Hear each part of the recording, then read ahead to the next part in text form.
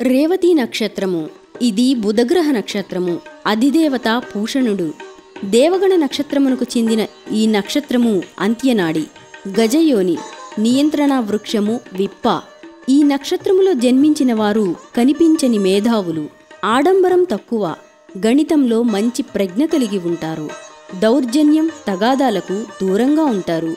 అనేక రకాల విజ్ఞాన గ్రంథాలను పఠిస్తారు. వేదాంగాల సారాన్ని తెలుసుకోవాలన్న తపన ఉంటుంది.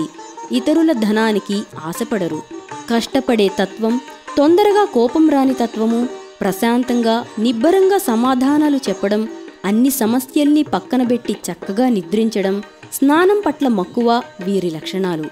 ఆర్థికంగా మంచి స్థితిని జీవిత మధ్య భాగం నుండి సాధిస్తారు.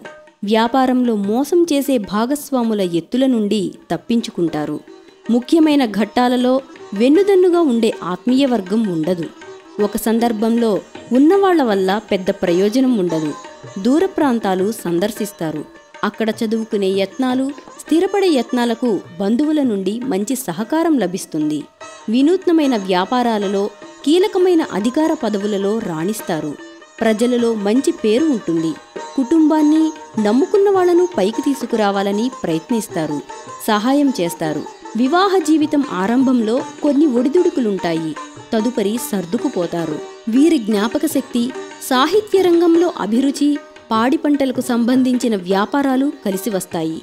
సంతానం ప్రేమగా, గౌరవంగా చూస్తారు. మంచితనంతోనే జీవితంలో ముఖ్యమైన విషయాలను అనుకూలం చేసుకుంటారు.